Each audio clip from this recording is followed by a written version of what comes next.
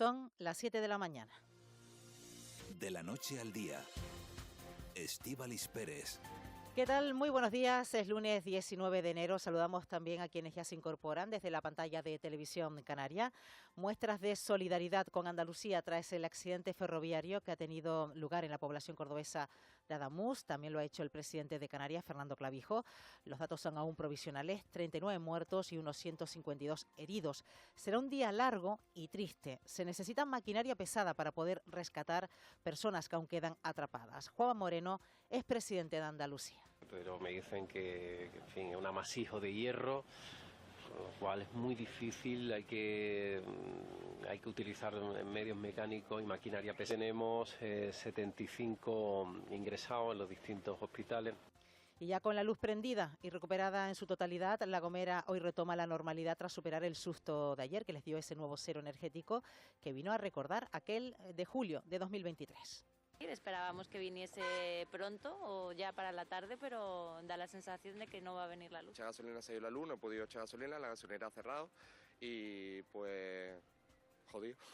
Trabajamos desde casa y tal y hemos perdido internet, la luz, los ordenadores y no podemos seguir con lo que estábamos haciendo. Pensábamos que iba a ser algo más corto, pero ya llevamos más de una hora. Más de 15.000 usuarios afectados, que pone de relieve la vulnerabilidad de nuestro sistema energético. Si el cable submarino ya instalado entre Tenerife y La Gomera hubiera tenido conexión, este tipo de episodios se hubiera evitado. Casimiro Curbelo es presidente del Cabildo de La Gomera. Y lo más importante ya es que con la conexión del cable submarino, que ya está conectado, además yo creo que el próximo mes ya sabrán la fecha, se va a producir la inauguración. Si estuviera conectado el cable submarino, los ceros no se producen. ¿Por qué? Porque hay una conexión automática de energía de la isla vecina para La Gomera. Efectos de la meteorología que nos siguen dejando una estampa muy invernal, es lo que toca. Las lluvias no solo han sido persistentes, sino que además han regado toda Canarias este fin de semana. Yo me acuerdo de con mi padre en las fincas que siempre estaba lloviendo hasta un mes, la llovizna, y parece que estamos volviendo a los años antiguos. He cogido ahí un palo de agua, que si no iba a tener paraguas me empapo todo. Hacía mucho tiempo que no llovía tanto, la verdad. El agua nunca mucho, pienso yo. Soportable, estamos en invierno. Lluvia y viento, niebla que ha dejado algunas incidencias como desprendimientos en carreteras y problemas con la operatividad de los vuelos en Tenerife Norte, pero mucha atención a los avisos porque Canarias mantiene activa la alerta por vientos en La Palma, La Gomera, El Hierro, Tenerife y Gran Canaria, prealerta por vientos en Fuerteventura y Lanzarote, también prealerta por desprendimientos y alerta por fenómenos costeros en todo el archipiélago. Tenía ideas de ir para el norte, pero está visto que está por todos lados, está igual, hay un temporal por todos lados. Tuvimos un año fatídico de ahogado y sobre todo hacer caso a las banderas. Y aquí sobre todo en la zona norte y bajamar, yo lo conozco un poquito más bajamar y cuando viene el mar fuerte se meten las olas hasta casi Nautilus, un edificio que hay aquí. Y si tiene previsto subir al Teide, ya le digo que desde hoy se paga. No pagarán los residentes de la isla de Tenerife, pero sí lo harán los residentes de otras islas, pero a un coste inferior respecto a aquellos visitantes de fuera del archipiélago. Rosa Dávila es presidenta del Cabildo de Tenerife. A partir de este lunes, los turistas pagarán por acceder a los senderos del Parque Nacional del Teide. La primera ecotasa se pone en marcha en el Teide con un coste de hasta 25 euros para los visitantes. Este es un nuevo paso para proteger uno de los espacios naturales más valiosos de nuestra isla. Bueno, pues se trata de garantizar orden, control a uno de los espacios naturales más visitados, no solo de España, sino también de Europa, superando en alguna ocasión los 5 millones de visitantes en un año. Pero como digo, también estamos muy pendientes de la situación en la isla de La Gomera. Recuerden que ayer daba ese susto, ese cero energético que duraba menos de lo habitual respecto a aquel que conocíamos de julio del año 2023. Vamos a saludar a esta hora de la mañana a Casimiro Curbelo, presidente del Cabildo de La Gomera. Señor Curbelo, buenos días. Hola, muy buenos días, Estíbaliz. Bueno, todo queda restablecido ayer, eso es una garantía, pero digo yo, ¿es estable la situación? No, todos sabemos cuáles son las carencias que tiene nuestros sistemas energéticos. Nuestros sistemas energéticos son insulares, es decir, cada isla tiene su sistema energético, por eso es necesario la conexión entre ambos, entre todas las islas, para ir fortaleciéndolo, y es muy débil, y lógicamente los apagones se producen, en este caso por una desestabilización. ¿Son deseables los apagones?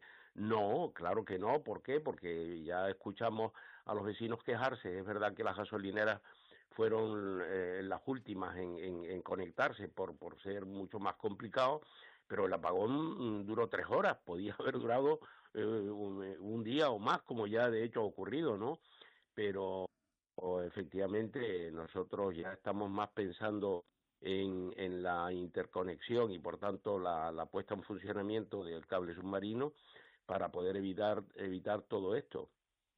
Pues eso le iba a preguntar precisamente, presidente, ¿y ahora qué? Porque en esta ocasión el restablecimiento, como usted ha dicho, fue rápido, en apenas 3 horas, pero no es la única experiencia que tiene La Gomera con ese cero energético que ya sufrió el 30 de julio del año 2023.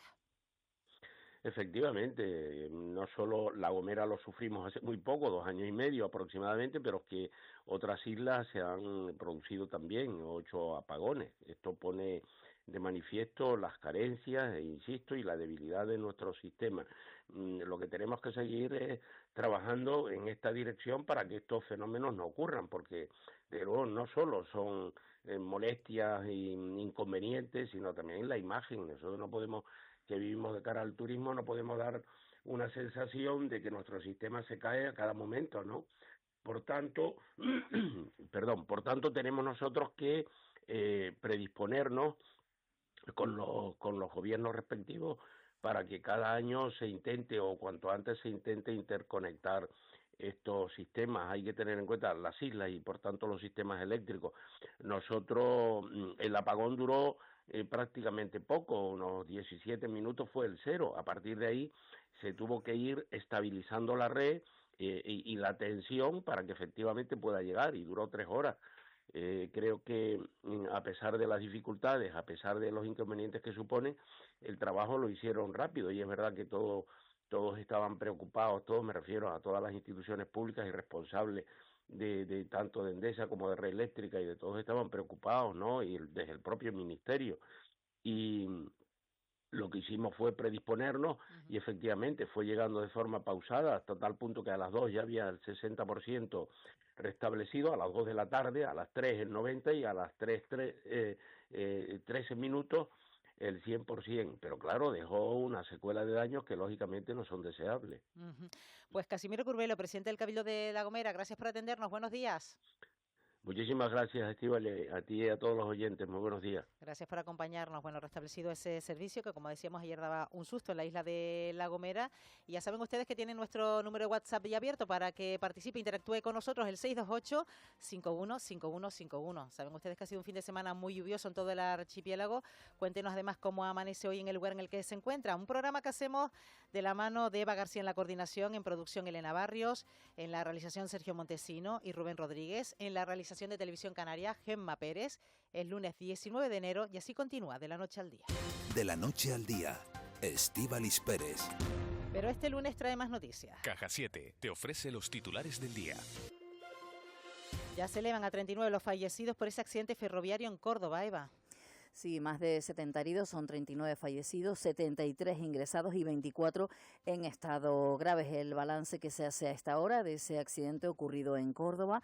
El ministro de Transportes y Movilidad Sostenible, Óscar Puente, ha considerado que el mismo es raro y difícil de explicar porque el tren de Irio que provocó el choque es relativamente nuevo y también se ha renovado muy recientemente la infraestructura. No puedo decirles cuáles son las causas de ese descarrilamiento que ha producido el posterior choque, porque en este momento no las conocemos. El tren es un tren Irio, es un tren relativamente nuevo, prácticamente nuevo, es un tren que no sé si llega a 4 años, y también la vía es una vía completamente renovada, es una vía en la que se han invertido 700 millones y en concreto en ese tramo concluyeron los trabajos de sustitución de cambios, de desvíos, etcétera, en el mes de mayo de este año. Irio ha explicado en un comunicado de última hora que el tren que descarriló en Ademuz había sido revisado el pasado 15 de enero, hace tan solo 4 días, y se fabricó en 2022, según la información de la compañía. El presidente de Canarias, Fernando Clavijo, ha expresado su cariño y solidaridad con los heridos en este accidente. El pueblo canario está con Andalucía en estos momentos tan difíciles. Mi reconocimiento también a los servicios de emergencia que continúan trabajando en el lugar del accidente, ha escrito Clavijo en su cuenta de la red social X. Lo acabamos de escuchar en la voz del presidente del Cabildo de La Gomera, que recupera el suministro eléctrico tras un cero energético de 17 minutos. 17 minutos fue en principio, en realidad fueron 3 horas afectados en la isla de La Gomera. Gomera, la caída de la red dejaba sin suministro a 15.610 usuarios, precisamente de esos 17 minutos, que fue cuando se reinició el primer generador eléctrico. 3 horas después, la empresa suministradora de energía recuperaba la normalidad y se investiga ahora las causas que pudieron provocar el apagón. José Manuel Valle es director de Relaciones Institucionales de Endesa en Canarias. En este momento se iniciarán las investigaciones para analizar la secuencia de eventos que llevaron a la isla a ese incidente y a ese cero. Lamentamos mucho lo sucedido y, como siempre, analizaremos todo lo que ha ocurrido para intentar evitar, en la medida de lo posible, que se sigan originando estos incidentes. El Gobierno de Canarias declara la prealerta por riesgo de desprendimiento. Afecta a La Palma, La Gomera, El Hierro, Tenerife y Gran Canaria. Y se ha activado el Plan Territorial de Emergencias de Protección Civil de la Comunidad Autónoma, el PLATECA, para garantizar el seguimiento de las posibles afecciones e infraestructuras, así como viviendas por desprendimientos tras las lluvias de este pasado fin de semana. Hoy seguirá el viento, también los fenómenos costeros en todas las islas. En unos minutos, nuestra compañera Vicky Palma, jefa de meteorología de Radio Televisión Canaria, nos dará la última hora y la previsión para este lunes, pero se espera ya que vuelva al alisio en el archipiélago, rachas en torno a los 60-80 kilómetros por hora, y en el cielo predominarán los intervalos nubosos, sin descartar algo de lluvia débil en las medianías del norte. El acuerdo comercial de la Unión Europea con Mercosur afectará al plátano y a otros cultivos canarios. Se firmaba este fin de semana, tras 26 años de negociaciones, un acuerdo de libre comercio que ha tenido al sector preocupado y con innumerables protestas, sobre todo los últimos meses.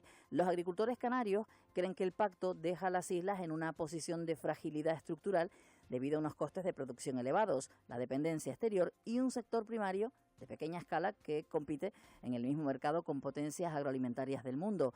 El consejero de Agricultura, Narváez Quintero, advierte de sus consecuencias negativas para producciones como el plátano, el aguacate o la papaya en Canarias. Pero muy preocupante, es verdad que no me gusta ser alarmista en ningún caso, porque yo creo que los acuerdos hay que hacerlos. Es un acuerdo que sin duda es negativo para el sector primario. Estamos de acuerdo en que tenemos que llegar a acuerdos de comercio con otros países, evidentemente, tanto dentro de Europa como Europa con otros territorios del mundo, pero los acuerdos tienen que proteger principalmente, cuando son acuerdos, a tus ciudadanos. Y cuando digo tus ciudadanos, a tus sectores. Las cofradías de Canarias se movilizan hoy por la nueva normativa de control pesquero. El reglamento que entraba en vigor el pasado 10 de enero está detrás del cierre de las cofradías canarias como medida de protesta para hoy. Los pescadores denuncian que la normativa introduce obligaciones peligrosas e inaplicables que amenazan la supervivencia de la pesca. La primera, la imposición de un preaviso de llegada a puerto con 4 horas de antelación, tal y como recuerda Lorenzo Brito, que es el presidente de las cofradías de Canarias en la Radio Canaria. No podemos parar ni un segundo porque esto ya prácticamente sería la muerte del sector pesquero y sobre todo de los artes menores. Canarias estará presente esta semana en la Feria Internacional de Turismo, en Fitur. Se celebra en Madrid del 21 al 25 de enero, punto de referencia entre profesionales del sector, empresas y públicos sobre tendencias, oportunidades y desarrollo estratégico. Turismo de Canarias acudirá con el propósito de recuperar posiciones en el mercado nacional y seguir consolidando al archipiélago como un destino sólido dentro de Europa. Eso del lado de los expositores. Los sindicatos, por su parte, creen que la feria muestra la cara B del sector.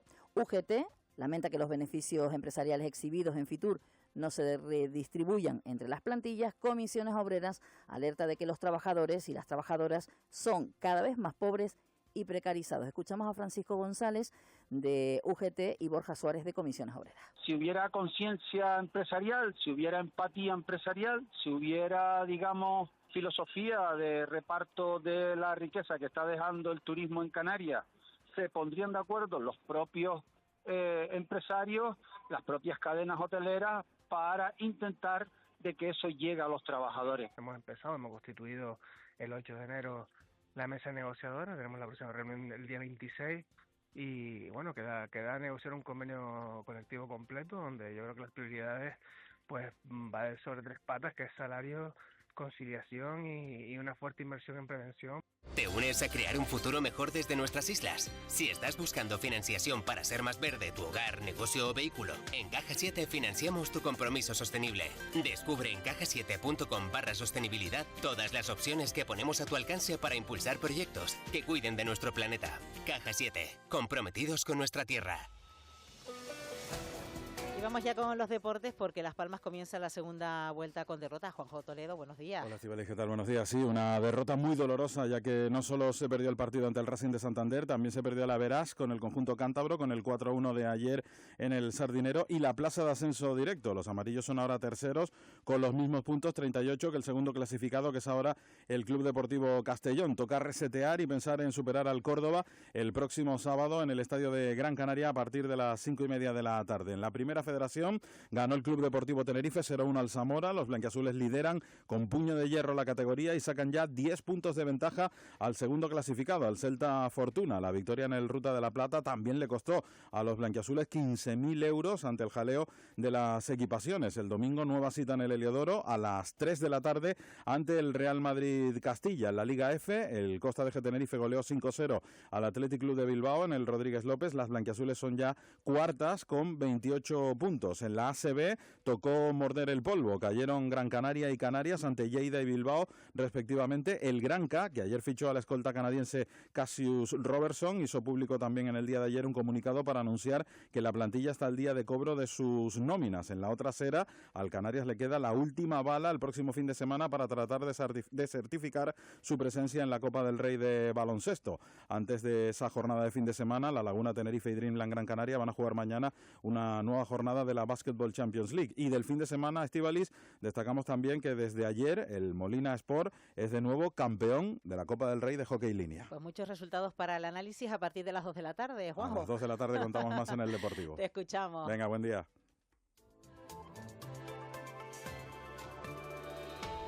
Bueno, seguimos con tiempo invernal, es lo que toca, y además con algunos avisos en vigor. Vicky Palma, ¿qué tal? Buenos días. Buenos días, Estíbaliz. Bueno, cuéntanos. Pues bueno, hoy tenemos una jornada un poco más tranquila que la del fin de semana, que ha estado bastante pasada por agua, y sí que es cierto que se mantienen pues algunos avisos en vigor por viento en Tenerife, La Gomera y en Gran Canaria, y por fenómeno costero en Tenerife y en Gran Canaria. Vamos a tener un día con intervalos nubosos, es decir, nubes en cantidades variables. Todavía esta madrugada han dejado escapar algunas precipitaciones de carácter débil. Todavía puede mantenerse algún chubasco débil, disperso y ocasional a lo largo de esta jornada, principalmente en medianías del norte de Gran Canaria, del nordeste de Tenerife o del nordeste de la isla de La Palma. No tendrán nada que ver esas lluvias con las del fin de semana. Vamos a tener viento alisio moderado a fuerte, especialmente intenso en vertientes sureste y noroeste de las islas, sobre todo en costa, pero todavía queda también algunos intervalos de viento fuerte en zonas de cumbre principalmente. Las temperaturas hoy, al menos a mediodía, serán algo más llevaderas que las del fin de semana. Alguna máxima puede llegar a rondar los 22 grados. Y en cuanto al estado del mar, pues entre viento y mar de fondo, todavía hoy hay oleaje superando los 3 metros y medio en muchas zonas costeras del archipiélago, incluso superando los 2 metros en zonas costeras del sur, suroeste y sureste, donde normalmente el mar aguanta con menos oleaje de forma habitual, pero no lo hará en la jornada de hoy. Pues déjame que haga un recorrido por Canarias, Vicky, porque son muchos los que nos escriben en el 628-515151. Buenos días. 15 grados por la zona del Camino del Hierro en Santa Cruz de Tenerife. También nos mandan incluso algunas imágenes, algunos vídeos, Vicky, espectaculares. Entrada de agua a la presa de Los Pérez, en los límites de Artenara, Aguete y Galdar. Dice Portamaraceite, mucha agua ayer. 25 litros por metro cuadrado, entiendo, solo por la mañana en Juncalillo de Galdar, hasta 150 litros por metro cuadrado desde noviembre. Nos apunta este oyente que se ve que es apasionado a la meteorología porque nos da todos esos datos muy precisos. También nos apuntan por aquí, buenos días, Jorge desde Teror, aquí amanece con 10 grados, por lo pronto sin lluvia y algo de frío. Un abrazo grande para todos. Buenos días desde Aría, en Lanzarote, mañana fresca con 13 grados, amanecemos con un chubasco y el fin de semana ha estado remojado con agua y fuertes vientos. Buen invierno el que estamos teniendo. Saludos a todo el equipo. 15 grados con viento y nubarrones que prometen agua como ayer. Saludos de Luigi, esto desde Fuerteventura. Aquí también apuntan problemas con el tráfico que ahora los vamos a comentar. Y bueno, una semana más corta para los realejeros porque hay festivo este fin de semana por la festividad de San Vicente. Esperemos que no llueva para San Vicente, Vicky, que es el día 22 de enero. No sé yo. Bueno, de aquí a allá lo iremos viendo. Estamos ahí a 3 días. En principio ya esta semana se presenta con un tiempo bastante más tranquilo que el que hemos tenido hasta durante el fin de semana. Pero sí que es cierto que este año toca invierno Y bueno, también el alisio algunas veces nos deja algunas precipitaciones de carácter débil en zonas del norte, como puede ser el norte de la isla de Tenerife, pero sí que es cierto que a lo largo de esta semana pues no esperamos, al menos en principio, precipitaciones importantes. Vamos a ver si sigue la tónica. No parece que haya que sacar mucho el paraguas a lo largo de la semana, salvo algún punto del norte, pero dentro de lo normal nos llegaría a lo mejor restos de un frente, quizás el viernes por la noche, pero tampoco dejaría las precipitaciones que hemos tenido el fin de semana. Bueno, la verdad que las imágenes que nos están mandando algunos de los oyentes de vídeos y de fotografías que tienen que ver con las cascadas, caideros, con esa agua que corre por los barrancos, espectacular. También desde aquí, desde el Cedro, en La Gomera, nos apuntan 7 grados y también desde Guía, en la isla de Gran Canaria. Espectacular el paisaje que estamos viendo, Vicky. Sí, son muy llamativas los saltos de agua, las caídas de agua, las cascadas que se están viendo en Gran Canaria, en Tenerife, en La Gomera, se han visto en La Palma. También el agua corre por los barrancos como hace años que no lo hacía. Hay barrancos que llevaban años sin que el agua pasara por ellos, y no solo en Tenerife o Gran Canaria, que nos podemos hacer una idea, sino también en puntos de la isla de La Palma, que siendo la isla verde y una de las islas donde mayor precipitación cae, pues es bastante llamativo que sea significativo que algunos barrancos no habían corrido el agua por ellos en años. Estamos teniendo un buen invierno, al menos de momento, y esperemos que siga así lo que resta de invierno, que bueno, para los meteorólogos termina a finales de febrero. Pero bueno, hasta marzo, abril se pueden producir precipitaciones importantes en el archipiélago. Por ejemplo, el invierno pasado no las tuvimos y las tuvimos después en abril. Vamos a ver si al final por fin recuperamos un buen año hidrológico con los datos que se corresponden ya casi, diría yo, que a otras décadas, porque hacía mucho tiempo que no llovía, al menos diciembre y enero, como lo ha estado haciendo este año. Pues gracias, Vicky, que tengas un buen día. Igualmente, hasta luego. A recopilar muchos datos, supongo. En ello estamos. Gracias, buenos días. Adiós. Bueno, aquí nos dice ya algún oyente que amanece con tráfico imposible en la Gran Canaria 3 y eso nos lleva a hablar con la sala del 112. Laura Otero, ¿qué tal? Buenos días. Hola, buenos días. ¿Qué pasa en la Gran Canaria 3, Laura? Bueno, es un accidente que se registraba en torno a las 6:30 de esta mañana entre un motorista y un turismo a la altura del desvío de Lomo Blanco y sentido sur. Un accidente que ya se ha solucionado. El motorista ha sido asistido con erosiones de carácter leve y ha sido trasladado a un centro sanitario, pero este accidente todavía genera algunas retenciones en la vía. Pues gracias, Laura, que sea de resto la mañana tranquila. Gracias a ustedes, un saludo, buenos días. También nos apunta otro oyente que tiene que ver con la TF5, nos avisaba anteriormente de un coche averiado en la curva del Sausal, en el carril izquierdo, pero nos habla de otro vehículo averiado debajo del puente del aeropuerto en dirección norte, carril derecho, es decir, en la otra dirección, en dirección norte. ¿Cómo pinta el tráfico, Eva? Justo ese punto es el que llamaba la atención, porque es cierto que a esta hora de la mañana, donde se genera tráfico en la TF5, suele ser habitual sentido Santa Cruz, La Laguna, y se genera algo de tráfico, como bien dice el oyente, justo antes del aeropuerto. Aquellos que vayan sentido norte encontrarán algo de tráfico, pero el punto más importante de la isla de Tenerife sigue siendo entre La Matanza y aproximadamente el Portezuelo. Ahí el tráfico es muy lento, nos decía el oyente también, otro de los oyentes, no sé si es el mismo, accidente en la curva del Sausal, pero es que se nota el tráfico desde las 6:30 de la mañana en La Matanza. Mucha intensidad también en la Gran Canaria 3, ya lo ha dicho la portavoz del 112, un accidente. De hecho, antes de casi comenzar el programa ya registrábamos retención de tráfico, sobre todo a partir de Los Alicios, ese barranco de Tamaraceite, ahí donde se nota mucho tráfico, varios kilómetros de tráfico lento, y han actuado en el lugar respecto a ese accidente, pero se nota todavía la intensidad de tráfico. Hemos pasado TF5, Gran Canaria 3 y ahora en la Gran Canaria 1, lento desde La Pardilla hasta Las Huesas, sentido sur. La Pardilla hasta Las Huesas, sentido sur, retención de tráfico, pero más intenso desde Las Huesas hasta ese tramo de La Garita, sobre todo ese enlace Estíbaliz que suele ser habitual con el municipio de Telde. Aquí nos apuntan buenos días, Ravelo, esto en el Sausal, 8 grados, lloviendo, y en el tanque 10 grados, empezando a serenar, y fotografías de los perros de Luis y pastando prácticamente, hay que decirlo, entre ese paisaje tan verde de la isla de Fuerteventura.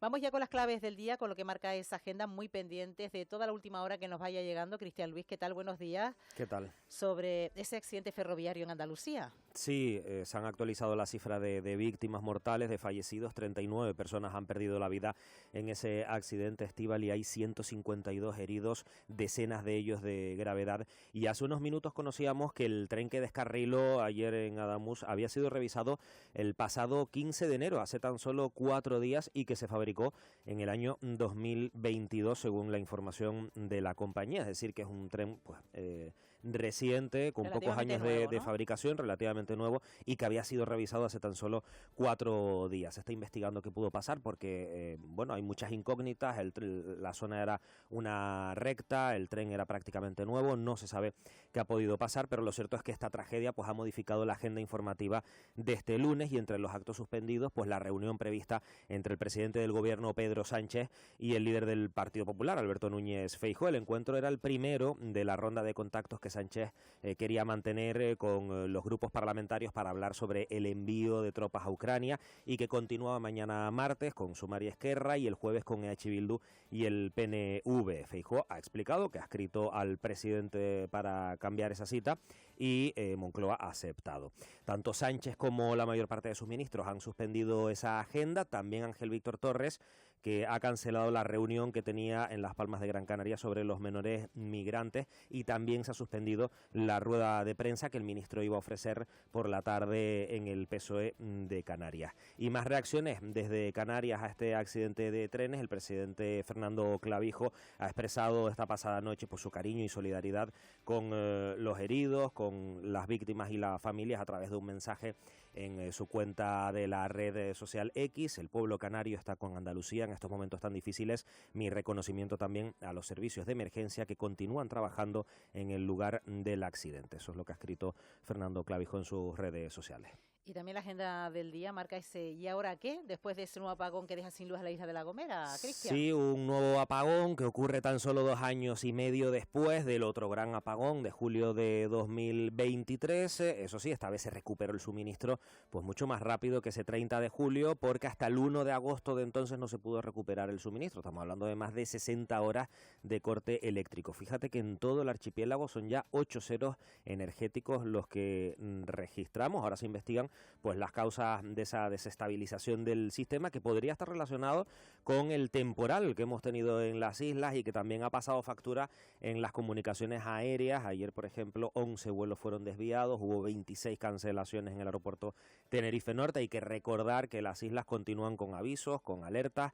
Se mantiene la alerta por fenómenos costeros en todo el archipiélago, alerta por vientos en las islas occidentales y Gran Canaria, junto a la prealerta por vientos en el resto, y también prealerta por desprendimientos en las islas occidentales y en Gran Canaria.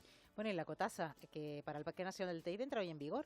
Sí, los residentes no van a pagar, los residentes de Tenerife, mientras que el resto de canarios y los turistas, sean españoles o extranjeros, sí que van a tener que abonar entre 3 y 25 euros. El precio va a estar determinado en la plataforma Tenerife On, que gestiona esas reservas, y va a depender pues de las franjas horarias, del perfil de la persona usuaria y también del día de la semana. Así que si quieren más información sobre estos precios y las rutas, tenerifeon.es. Cada lunes a partir de las 7 de la mañana se va a abrir una semana con las plazas, y ahí podemos encontrar toda la información. Y de ahí nuestra pregunta de hoy, ¿verdad? Sí, les pedimos que participen con nosotros, que nos hagan llegar sus opiniones al 628 51 51 51 sobre esta ecotasa que comienza hoy en el Teide, y que les preguntamos si se debería extender a otras islas, a otros espacios que no sea el Parque Nacional del Teide, si le parece bien también esos precios de entre 3 y 25 euros. Tenemos muchas opiniones y vamos a ir contándolas. Leo alguna de ellas. Venga. Cristian, Teide, año 2025, casi 5 millones de visitas, único parque nacional con una carretera que lo atraviesa. Tasa sí y regulación del tráfico también. Bueno, pues ahí queda también abierta esa posibilidad para que ustedes sigan opinando en el 628 51 51 51. Perfecto. Hasta dentro de un ratito, Hasta ahora. Cristian. De la noche al día, Estíbaliz Pérez. Y entramos ya con todo el contenido de esta mañana, cuando son las 7:29, en directo en la sintonía de la Radio Canaria, también a través de la pantalla de Televisión Canaria. Ya nos acompaña por aquí Sandra Rodríguez, que es directora general de Protección a la Infancia y a las Familias del Gobierno de Canarias. Señora Rodríguez, ¿qué tal? Buenos días. ¿Qué tal? Muy buenos días. Bueno, entre todo el baile de cifras que tenemos en cuanto a menores migrantes llegados al archipiélago, a día de hoy, señora Rodríguez, ¿cuántos menores migrantes están bajo la tutela de Canarias? Estamos hablando de en torno a unos 4.200 menores que están bajo la tutela del Gobierno de Canarias, incluyendo ahí los menores que se encuentran acogidos en la península, en los centros del Estado, bajo lo que es el paraguas del asilo, con solicitantes de protección internacional. Bueno, se lo pregunto porque hay muchas modalidades de distribución, están las del artículo 35 de la Ley de Extranjería, por la de la contingencia migratoria y por la de solicitantes de asilo, que usted hacía alusión a ello. ¿Cuántos menores han salido de Canarias? Pues por asilo, por protección internacional, 425 en estos momentos, con las salidas de la semana pasada. Y después por lo que es el artículo 35 tenemos esas dos vías, lo que es el reparto de aquellos menores, la distribución de aquellos menores que estaban antes de la declaración de emergencia de contingencia migratoria extraordinaria. Estamos hablando de que hayan salido 102 menores y 143 de aquellos que han llegado con posterioridad, es decir, esa parte que recoge el Real Decreto que llamábamos los traslados express. Entonces, si sacamos cuenta, esto no va al ritmo que esperaban, ¿no? Por supuesto que no, porque entre otras cosas, primero quien no ha estado a la altura en cuanto al acogimiento de los menores con protección internacional ha sido el propio Estado. Si tenemos en cuenta de que fue el año pasado, en marzo el 25 de marzo, cuando el Supremo le obliga por primera vez a que acoja en la red de asilo a los menores que teníamos en aquel momento. Estamos hablando de que hablábamos de en torno a unos 1.000 menores, de los que más de 300 en todo este proceso han cumplido la mayoría de edad. Por lo tanto, no fueron acogidos como asilados en la red del Estado y que han pasado a ser acogidos, pero en la red de adultos. Por lo tanto, perdieron esa paraguas, esa otra protección que le da el hecho de ser menores. Y después, por el otro lado, que si bien es cierto que es un procedimiento extraordinario, en eso sí coincidimos con el ministro, lo que no está siendo extraordinario es que se continúe aplicando lo que es el procedimiento administrativo común. Por lo tanto, aquello que se establecía como extraordinario por parte, sobre todo de Canarias, que es quien negoció y consiguió que se modificara el artículo 35 de la Ley de Extranjería, y que además de la mano del Ministerio de Infancia hemos ido trabajando precisamente para que se fuese avanzando y sobre todo garantizando en todos y cada uno de los pasos del procedimiento la protección y el interés superior a la infancia. Sin embargo, si bien Infancia, el Ministerio, como te decía, planteaba una serie de pasos y procedimientos, el Ministerio de Interior, a través de sus subdelegaciones, está aplicando ese procedimiento administrativo común que ha retrasado muchísimo lo que es el traslado. También no hay que perder de vista de que detrás de todas estas cifras que estamos dando, que varían pues de un día para otro porque hay menores detrás, cada uno de ellos tiene el derecho a ser escuchado. De hecho, es escuchado en todos y cada uno de los pasos del procedimiento. Hay menores incluso que se han negado a salir, tantos como 14, con la resolución definitiva de traslado. Billete comprado, plaza concedida en esa otra comunidad autónoma, y cuando llega el momento dice que prefiere quedarse en Canarias y se queda en Canarias porque es escuchado, como les estaba diciendo, y tienen esa posibilidad. Mayer Trujillo, buenos días. ¿Qué tal? Buenos días, Esther. Buenos días, Sandra. Estábamos comentando antes de entrar, ¿no?, que afortunadamente las llegadas en 2025 cayeron un 63%, porque si no este sistema SPRE, si con una caída del 63% nos está diciendo usted que no ha terminado de funcionar, imaginemos que hubiéramos tenido el mismo volumen de inmigrantes que el año anterior, sería tremendo, ¿no? Efectivamente, tenemos ahora mismo precisamente como nuevas llegadas después del 29 de agosto, que es cuando se declara la contingencia migratoria extraordinaria, 526 menores, de los que han salido tan solo 143. Es cierto que en el caso de Canarias estamos siendo totalmente leales y escrupulosos con el procedimiento y leales con las comunidades autónomas, y quiero explicarme, porque el Real Decreto establece que las pruebas de determinación de la edad se pueden realizar y se deben realizar, si es necesario, en la comunidad autónoma de destino, y sin embargo Canarias ha decidido llevar a cabo ese procedimiento para evitar cualquier tipo de complicación o incluso rechazo de un menor que llega y después resulta ser mayor. Y de esos 546, 45 a día de hoy, tras habérsele realizado las pruebas, resultan ser mayores y por lo tanto no han salido. No obstante, se va bastante lento, puesto que de esos 526, 143 han salido. Estamos a la espera de que se resuelva definitivamente nos llegue esa esa resolución definitiva de traslado, y ahí es donde se ralentiza demasiado el procedimiento, entre otras cosas, porque se está aplicando, como les decía, el procedimiento administrativo común, y al mismo tiempo porque las comunidades autónomas recurren, presentan alegaciones en todos y cada uno de los pasos del proceso a la hora de ¿Está proceder. pasando con todas las comunidades autónomas? Con todas las comunidades autónomas, absolutamente con todas las comunidades autónomas. Están pidiendo información, más allá incluso a veces de la que podemos tener de un menor que acaba de llegar, o planteando cualquier situación que les pueda ocurrir.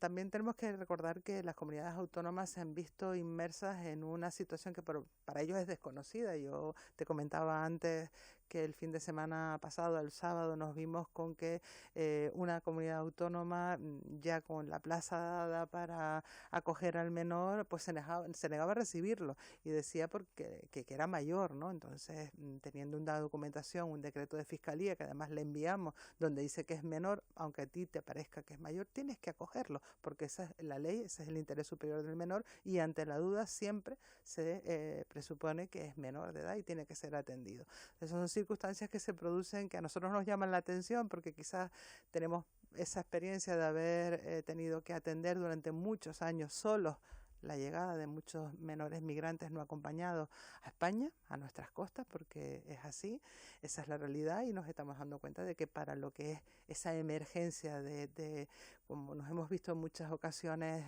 apurados, y de tener un centro para 100 y que haya acabado pues a lo mejor hasta con 300 menores acogidos, esa realidad no se conoce en la península, y están abriendo los centros poco a poco. Nos estamos encontrando situaciones que comunidades autónomas nos piden que aguantemos el traslado, que esperemos a que puedan aperturar sus dispositivos para acogerlo, a lo que evidentemente lo que es el traslado de los menores de nuevas llegadas, lo que llamamos el artículo 5, no podemos esperar. Es como si hubiese entrado, como les digo, imagínate que te ha entrado por la restinga y tienes que darle cama esta noche.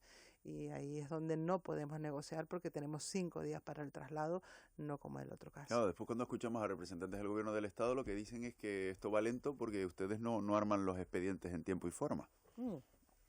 Sí, esa es otra. Antes de comenzar con todo este proceso, llevamos a cabo varias reuniones con el Ministerio de Infancia, que es quien ha estado velando precisamente por el interés superior del menor y porque todo el procedimiento sea correcto y acorde al Real Decreto 658, que además sale y parte del Ministerio de Infancia. Se establece un procedimiento con una serie de documentación que tiene que incluir los expedientes. A medida que ha ido avanzando todo este proceso, pues todas las comunidades autónomas hemos ido aprendiendo, todos hemos ido mejorando y perfeccionando lo que es el procedimiento, y hemos mejorado pues la entrega y lo que es la documentación que incluyen esos expedientes. Aquí quiero decir que es que el menor tiene que ser escuchado. Vuelvo a lo mismo que decía al principio, que parece que nos olvidamos. Y si un menor no quiere ser trasladado, pues evidentemente para qué enviar la documentación, para qué enviársela, porque esa es la primera. Segundo, a pesar de ser escuchado, nos corresponde como tutores que somos tomar la decisión que consideramos que es más adecuada para él o para ella, como haría un padre y una madre con respecto a sus hijos. Y si se produce alguna discrepancia, entra Fiscalía. Y aquí sí está entrando Fiscalía, incluso nombrando abogado para que el menor sea incluso defendido contra quien o frente a quien tiene su tutoría, que es el Gobierno de Canarias, y que hay una discrepancia y por lo tanto se lleva a cabo todo ese proceso. Es muy lento en cuanto a que las circunstancias son complejas, es una situación única. Es un momento que estamos viviendo que nunca se había puesto en marcha este tipo de procedimientos. Expedientes que mandamos en septiembre que podían haber sido trasladados si se hubiesen cumplido los plazos, tuvimos que desestimar de su traslado, tuvimos que renunciar al traslado y proceder al archivo porque cumplieron la mayoría de edad, a lo mejor en diciembre, y al no cumplirse los plazos pues es una situación que no pudimos avanzar. Al mismo tiempo que la propia delegación de gobierno es quien nos pide que pues en octubre no mandemos los expedientes de enero porque que van a cumplir mayoría de edad en enero, porque son conscientes de que no van a salir. Y todo esto lo hemos ido perfilando e intentando pues mejorar a medida que hemos ido avanzando. Ahora mismo tenemos enviados 702 expedientes, pero solo tenemos 297 resoluciones de traslado. ¿para qué más si tampoco me resuelves las que tienes?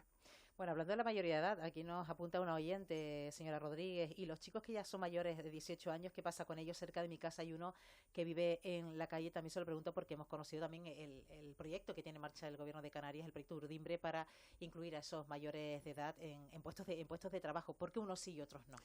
Nosotros, lo primero que tenemos que hacer con todos los chicos es la documentación. Una vez que están documentados y tienen la residencia, es mucho más fácil que puedan avanzar a cualquier proyecto, cualquier programa. La documentación nos cuesta mucho tramitarla porque tiene que venir de su país de origen. En el caso de que no aparezca ninguna documentación, tenemos la opción de la cédula de inscripción, en la que hemos estado inmersas sobre todo este último año. Además hemos puesto en marcha centros, dispositivos de tránsito en los que acogemos a los menores que van a cumplir la mayoría de edad o ya la han cumplido y que estamos pendientes de culminar el trámite de su documentación. Con el proyecto Urdimbre no solo hemos conseguido darle ese puesto de trabajo, sino además conseguir que muchos de ellos tengan además acogimiento residencial o que sean acogidos por determinadas empresas, sobre todo el sector hotelero, que les da la posibilidad incluso de continuar con su vida ya desde el punto de vista de la emancipación plena. Ahora mismo estamos planteando lo que es el centro que tenemos en Gran Canaria, en el centro de Arinaga. La propuesta que tenemos en la mesa y en la que estamos trabajando es precisamente que se convierta en un centro de tránsito para aquellos chicos que cumplan la mayoría de edad y que puedan avanzar y continuar hacia otra posibilidad que le dé la vida y de continuar con su proyecto migratorio una vez más allá de la minoría de edad.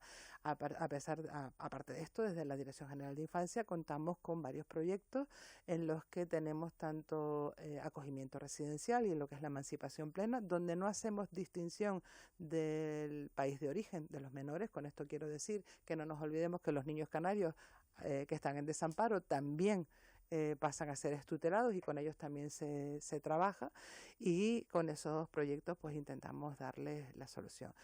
Hay algo que también hemos puesto en la mesa y que se lo hemos trasladado al Estado y a los distintos ministerios implicados. No es lo mismo atender a 1.700 menores nacionales, que era lo que tenía Canarias en el momento en el que arrancó las competencias, y ahora estamos hablando de unos 1.750, cuando las comunidades autónomas asumen las competencias de la infancia y los menores desamparados, entutelados, de buenas a primeras que se te sumen 4.000, 5.000 menores que no tenías previsto en un sistema que cuando se trasladan las competencias y la financiación es la que es y para lo que es. Canarias se ha visto sola atendiendo a toda la infancia migrante no acompañada, además de la nuestra, de la infancia, vamos a llamar nacional, sin hacer distinción, y siendo conscientes además de que estos chicos, hablamos muchas veces de niños, y la gran mayoría son próximos a los 18 años, que tienen 17 años y medio, y nos hemos visto desbordados.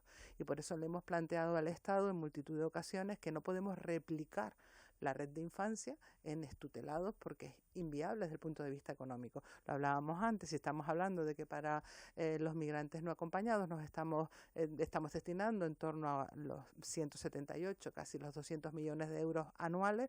Añadámoslo, si tenemos que añadirle además en lo que supondría el gasto de atender a los menores, a los chicos una vez que cumplen la mayoría de edad, se complica, y por eso también hemos pedido financiación para que se atienda y se cree no ya una red en Canarias, sino una red nacional de estutelados y que puedan continuar con su proyecto migratorio, y creo que es importante tenerlo en cuenta, sobre todo por lo que les planteaba, que mayormente son chicos próximos a los 18 años. La atención son aproximadamente 200 millones, y de esos 200 millones, ¿cuánto ha aportado el Estado, por ejemplo, en este año que hemos dejado atrás, en 2025? Llegaron 100 millones de euros.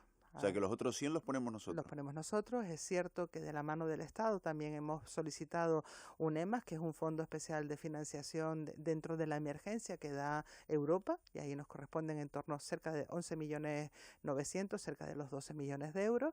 Y después, con este procedimiento especial en el que estamos, extraordinario, en el que estamos inmersos, nos llegarán los 26 millones de euros, que son los que vamos a destinar fundamentalmente al pago de los traslados de los menores a las distintas comunidades autónomas, y después en torno a unos 8,5 millones, que era lo que nos venía llegando.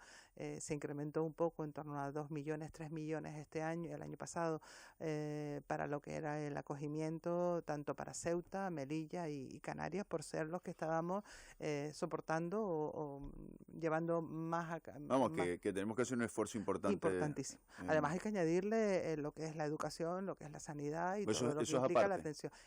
Sí, exacto. Todo lo que implica la atención integral.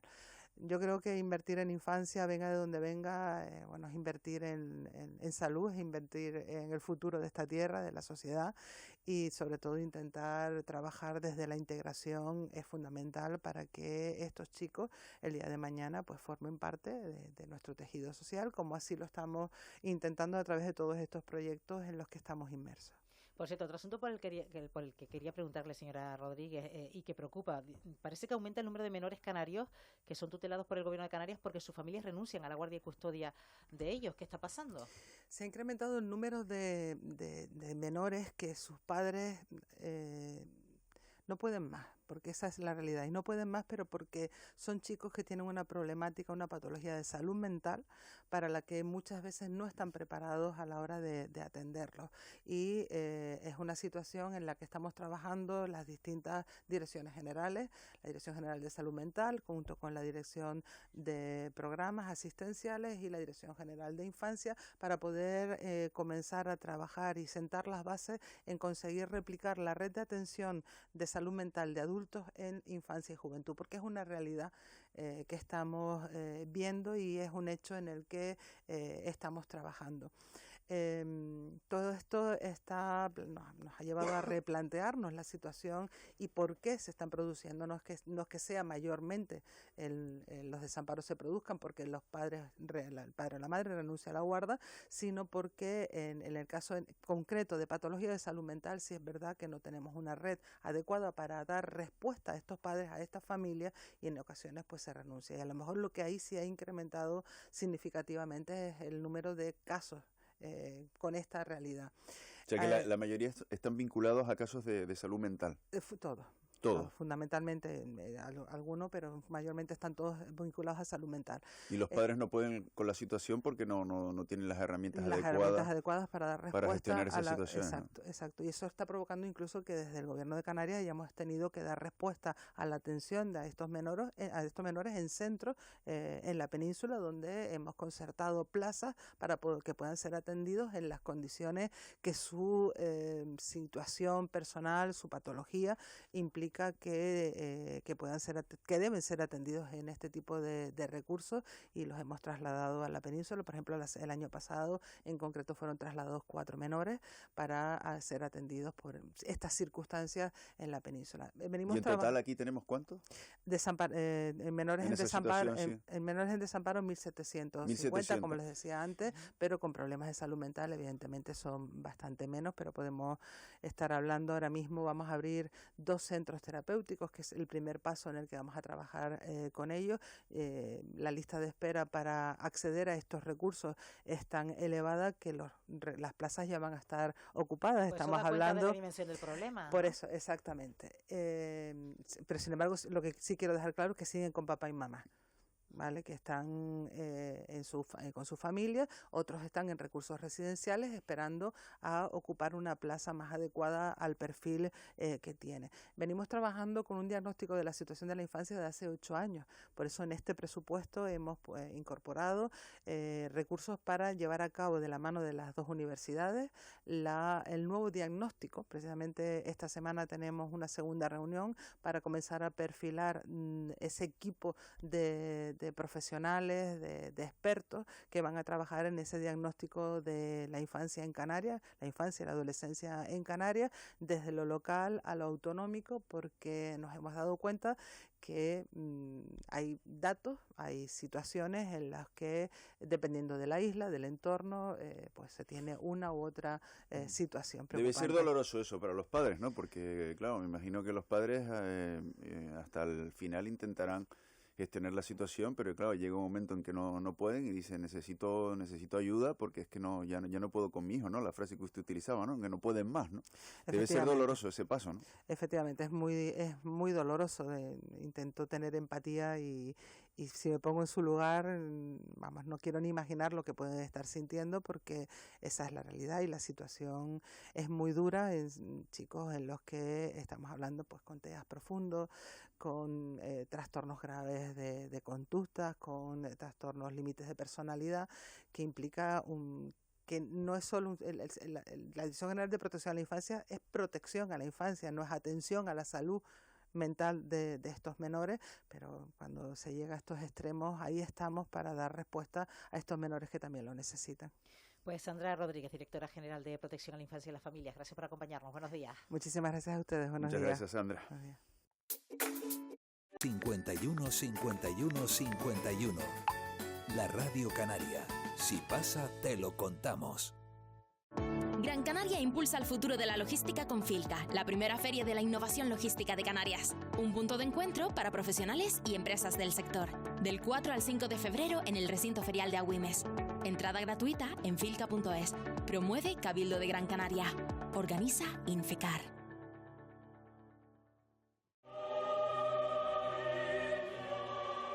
El mito del amor y de la pérdida. Orfeo y Eurídice de Gluck. Ópera barroca más actual que nunca. Auditorio de Tenerife, 22 y 23 de enero. Entradas a 30 euros, 10 euros si eres menor de 30 años. Ópera de Tenerife. Este domingo, desde las 2:30 de la tarde, Todo Goles Radio.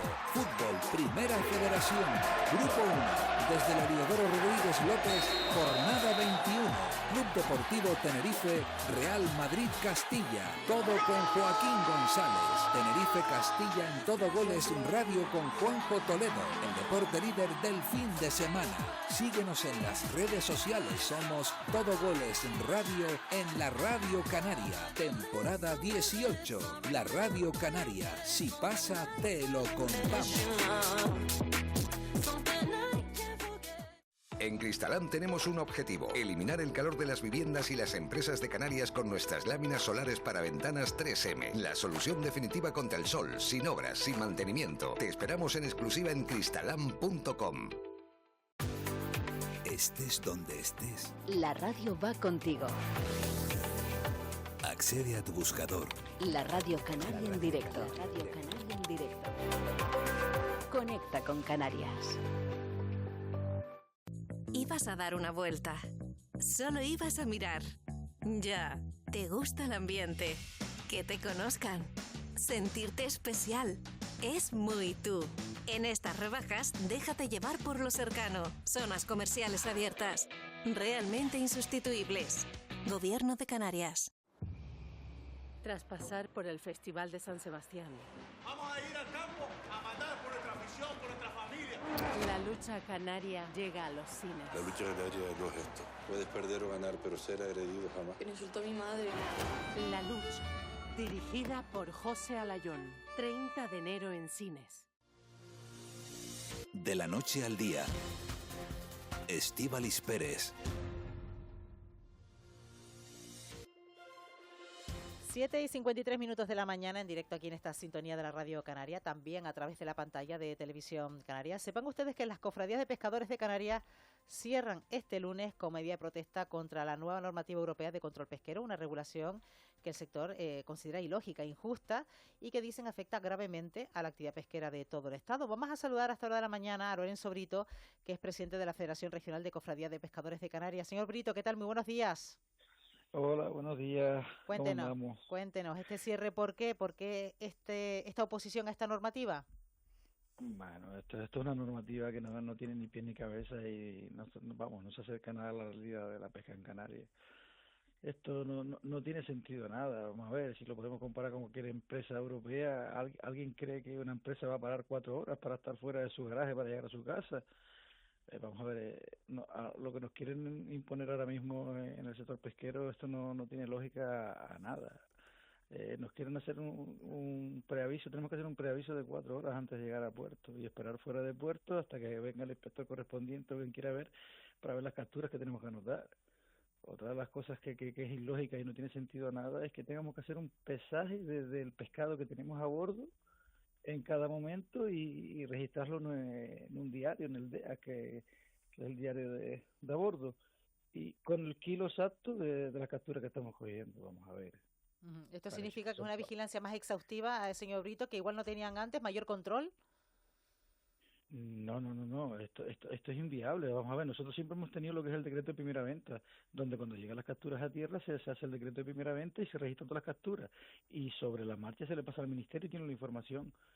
¿Por qué este control ahora con esta locura? Si el decreto de primera venta perfectamente se reflejan todas las capturas en el ministerio. Y bueno, se van a concentrar, por lo que estamos viendo, además a partir de las 3 de la tarde de forma simultánea y además coincidiendo con una reunión que se va a celebrar en Madrid. ¿Qué esperan de esa reunión, señor Brito?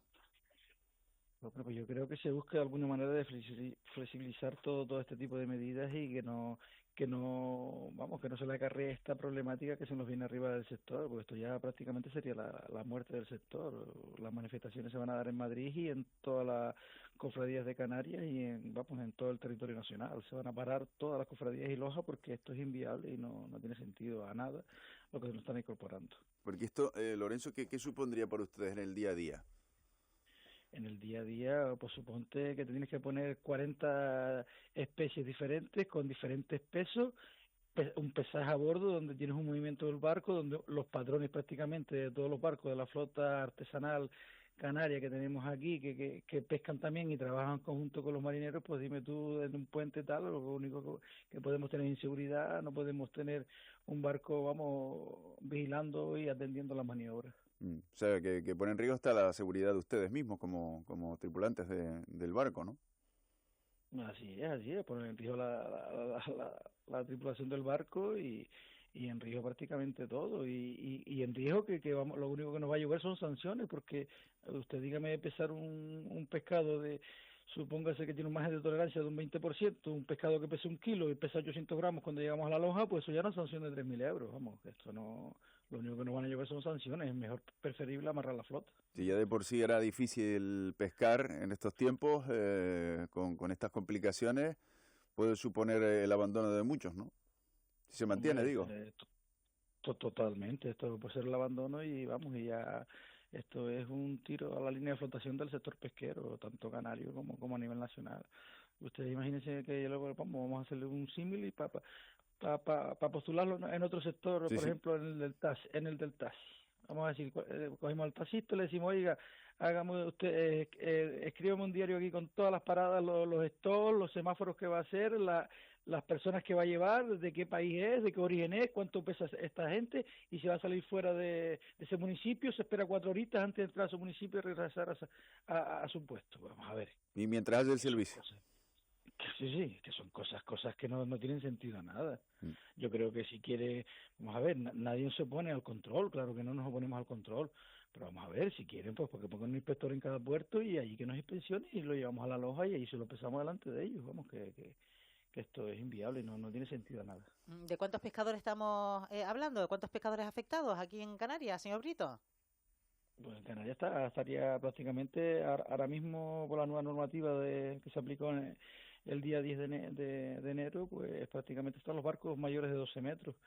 Pero no nos cabe duda que siempre cuando ven las barbas del vecino a quemar, por las tuyas a remojar, porque ya el 2028 ya no los quieren incorporar prácticamente a todos los barcos, de 9 a 10.99 y así sucesivamente a toda la flota. Esto imagínense en un barquito de 8 o 9 metros con un diario a bordo, escribiendo un ordenador a bordo, escribiendo y pescando y todo haciéndolo toda la vez. Decía usted, señor Brito, que esto entró en vigor el pasado 10 de enero, ¿no? Ha transcurrido 9 días, entiendo, desde la entrada en vigor de esta normativa. ¿Cómo se ha sucedido? ¿Qué ha pasado estos días? Pues la gente con mucho miedo, sin poder, prácticamente la mayoría ni salen porque esto es inaplicable y inasumible, y se aplicó el 10 de enero a los barcos mayores de 12 metros.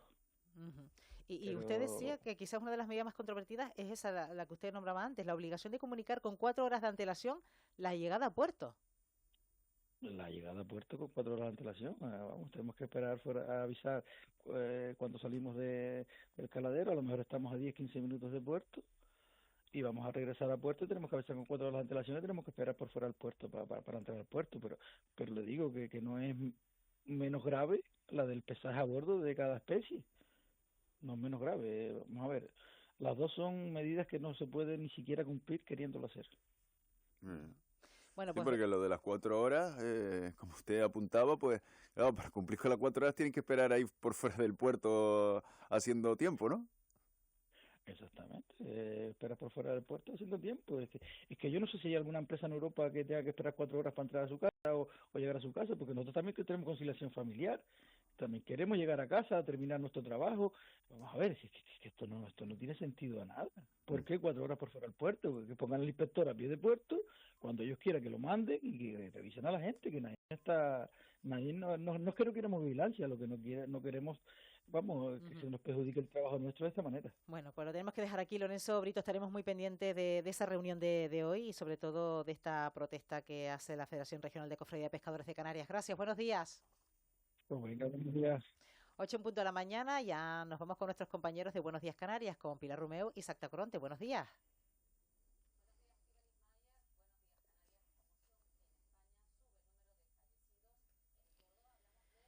Y aquí en la Radio Canaria nos quedamos ya con el boletín informativo y con Javier Granado. Caja 7 te ofrece los titulares del día. En Córdoba, los servicios de emergencia continúan trabajando como durante toda la noche para rescatar a las personas que todavía se encuentran atrapadas en el accidente de esos 2 trenes de alta velocidad en esa provincia, en concreto en